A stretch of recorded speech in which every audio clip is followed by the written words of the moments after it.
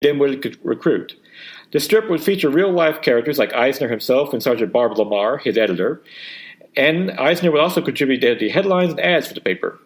It was here Eisner began to see a new use for comic strips as instructional and educational tools, something he would put to use when he transferred to Hollowbird Ordnance Motor Base. All the while, Eisner still maintained work on the Spirit, though it of course suffered when having to pull so much work, so he finally relinquished control to Jack Cole, the writer-creator of Plastic Man. Mercifully, the daily strip of the Spirit was ended on March 11, 1944. While serving, Eisner was promoted to corporal and later chief warrant officer, where he started to produce Army motors for the military, which served as an equipment maintenance guide. For the series, he created Private Joe Dope, along with Sergeant Hatch Mass, Private Falstaff, and Connie Rudd, all whose anecdotes were meant to show how to use and not use equipment.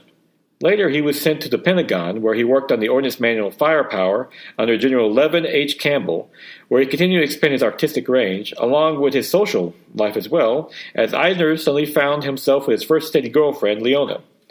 Having met in Detroit when Army Military's offices was moved there, he met her as she was a staff writer in the magazine. Like many wartime romances, it was doomed to failure, particularly since she was a Gentile girl from Detroit and he was a Jewish boy from New York. But they enjoyed each other's company while it lasted. As a result of his service in the armed forces, the Spirit's outlook on life took a more gray than black and white look, just like Eisner's, who after leaving the service set up a new office at 37 Wall Street. Lou Fine left the studio, choosing to move on to commercial art. Thus, on December 2, 1945, Eisner prefers his first post-war Spirit, a new Christmas entry that was stopped while he was in the service. While Eisner was Jewish, he had great respect for the holiday, plus a proper business sense in knowing that Christmas specials are big money in all mediums. By January 13, 1946, he retold the Spirit's origin, along with strengthening Ebony as a character, though still racist by today's standards.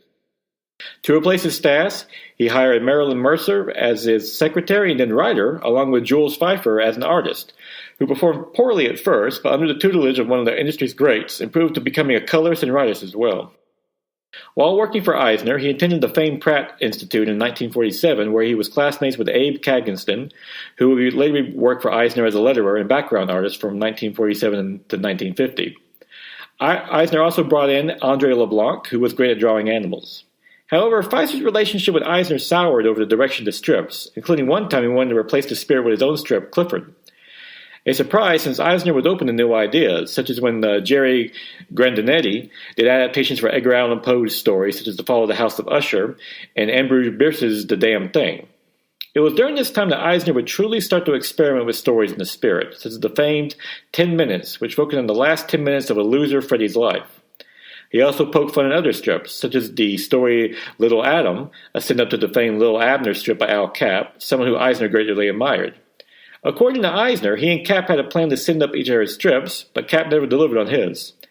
Capp did deliver a strange compliment to Eisner that he would always remember, as he said he was too normal to be a cartoonist. By the early 1950s, all comics were feeling the wrath of Frederick Werven, the psychologist who was infamous book The Seduction of the Innocent blamed comics for nearly all juvenile crime. While Eisner felt the Spirit was too tame for Werven to target, he did use it to criticize him, with the Spirit's favorite fairy tales for juvenile delinquents, Hansel and Gretel, which pointed out how violent even classic fairy tales were. This was not just to go after Werven, though, as Eisner long believed that comics were not just for kids but adults as well, and felt stories should serve them. One way Eisner did this, and something the Spirit was famous for, was his femme fatale, such as the Black Queen, Sans Serif, Skinny Bones, Storm Sand, Flaxen Weaver, Powder Puff, Silk Satin, and Pijel. What's notable about these women is that they were fully realized and powerful, essentially the kind of girls that Eisner liked. Each had their own angle on any cult the Spirit, such as Sans Serif being a former childhood friend that told Colt's uncle was accused of killing her father, a cop. Many were also modeled after famous movie stars, such as Silk Satin looked like Katharine Hepburn, while Skinny Bones looked like Lauren Bacall. The Spirit had plenty of male villains as well, such as Octopus, Dr. Cobra, Mr. Carrion, and the Squid.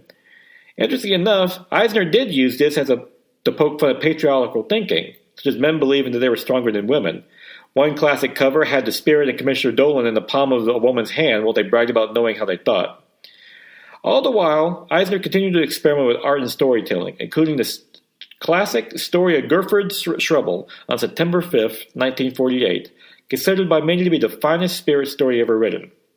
In it, the title character Gerhard believes he can fly as a young boy, but is discouraged by his parents. He grows up to be a bank guardsman, but when fired after a robbery, decides he's going to finally try to fly.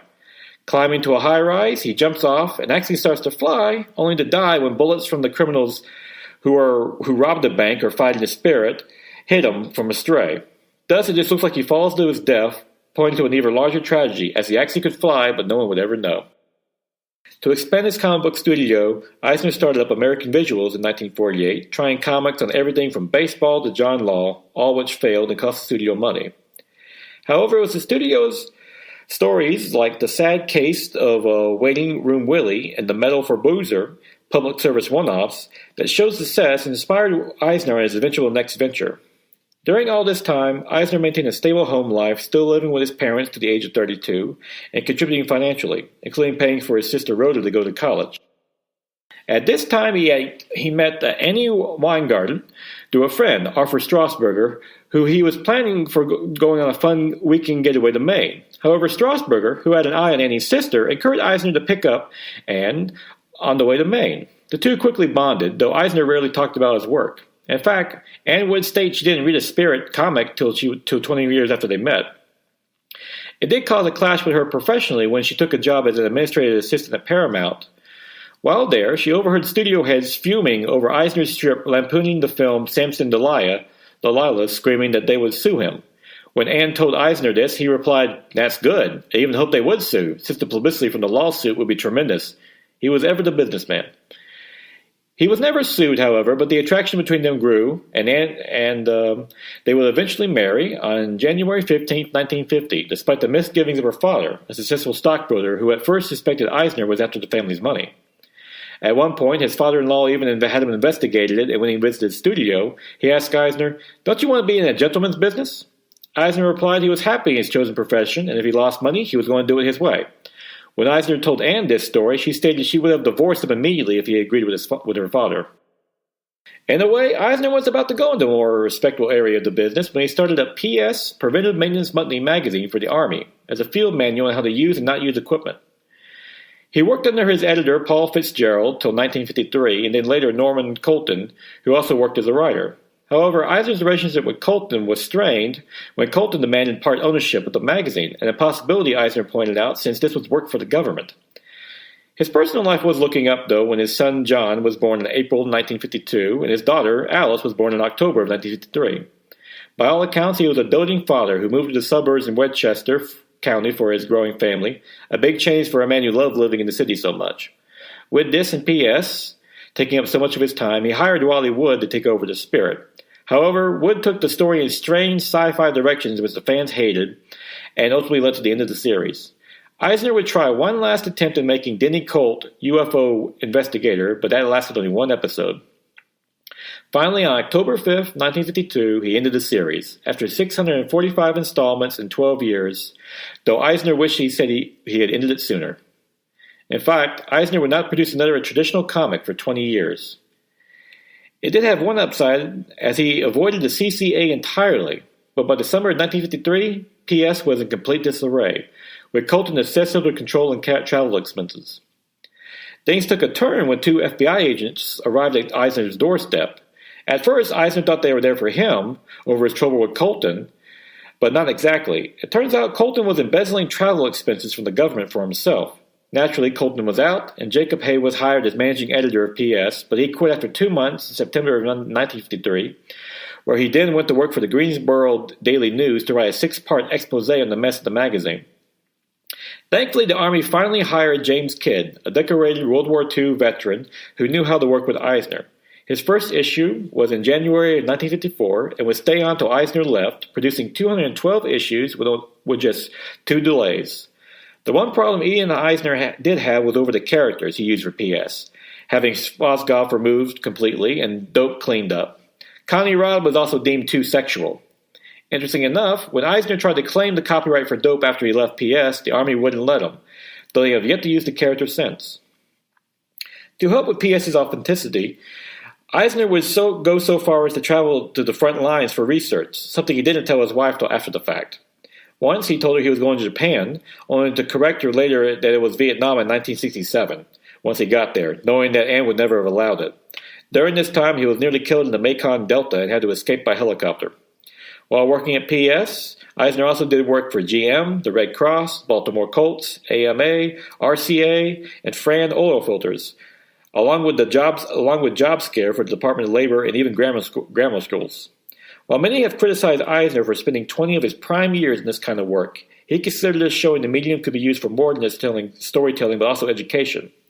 That wasn't to say the comics world forgot him, especially when he was featured in the great comic book Heroes by Jules Pfeiffer, his old employee. It was edited by E.L. Doctorow for Dial Press, singling out Eisner and the Spirit as one of the high points of the comics medium.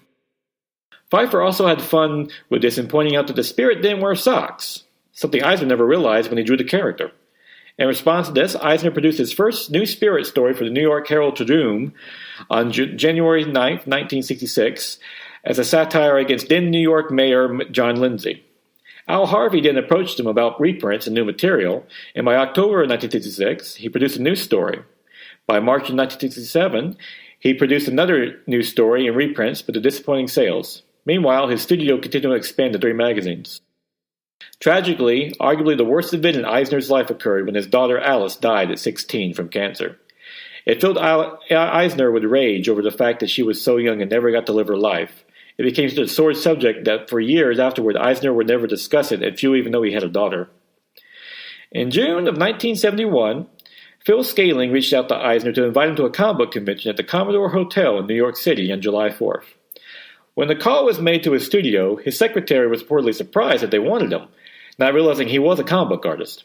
Eisner was happy to attend, especially since he was interested in the current comic book industry, particularly the comics genre, spelled C-O-M-I-X, the indie genre of books that was launched in response to CCA. As luck would have it, Dennis Kitchen, the owner of Kitchen Sink Press, was there at the convention and eager to meet Eisner, who vice versa wanted to also meet him. When they did meet, it went smoothly at first, with Kitchen hoping he might be able to bring Eisner over to his publishing company, and planned to take him to Kitchen Sink's booth to show off some of their books. Unfortunately, before Kitchen could point Eisner the books he wanted to show him, Eisner grabbed a copy of Zap, which featured the story of a pirate, cutting off another pirate's penis and eating it. Eisner, while not a believer in censorship, was a bit taken aback, which only prompted the then young Art Spiegelman, the future creator of Mouse, to defend it. Eisner, who was not interested in debates on the merits of modern art, decided to just leave the convention instead, with Kitchen believing he missed his chance. Not to be deterred, though, Kitchen sent Eisner a letter on July 14, 1971, with a sample of the comics he wanted him to see, such as Bijou, Men's Homemade Comics, and Homegrown Funnies by Robert Crumb. Eisner was more impressed this time, as he was always open to new comic book art. As Scott McCloud, the famous writer of Understanding Comics, would recall, when he was a student at Eisner's class at the New York School of Visual Arts, he remembers a story of showing him the work of Zazama Tekzuev, the famed manga artist, who Eisner immediately praised. In addition, Eisner also loved The Dark Knight Returns when it was released in 1986 as one of the best Batman stories he's ever read. While Eisner was old-fashioned in a more moral sense, he was a left-of-center as far as politics, and he loved seeing new forms of artwork, and the medium pushed new directions. Thus his attraction to Kitchen Sink Press and the comics genre. So it was agreed with Kitchen to begin reprinting the old spirits at the company, along with new stories and covers in exchange for 10% of the royalties and copyright and creative control. However, a strange bump happened when Eisner insisted on the contract, and Dennis Kitchen, in true indie fashion at the time, said he only worked with verbal agreements and felt that contracts were relics of the corporate system. It was at that point that Eisner lectured Kitchen on the importance of contracts, such as if something happened to Eisner, then how would his wife know what was agreed upon and so forth? Kitchen was taken aback, not just because it was a rare situation where an artist insisted on a contract from a publisher, but also that the great Will Eisner not only schooled him on comic book art, but on business as well. As has been pointed out, Eisner was a skilled businessman and artist in the industry, and while he never became super rich, he was always comfortable and able to rely on the ownership of his creations to provide for himself and his family. And with that, we're going to leave it for there. We're about to hit the half-hour mark, and I like to keep it around that time. But when we come back, we're going to get into Will Eisner's life as he launched into the indie world, and we see the rebirth of the spirit.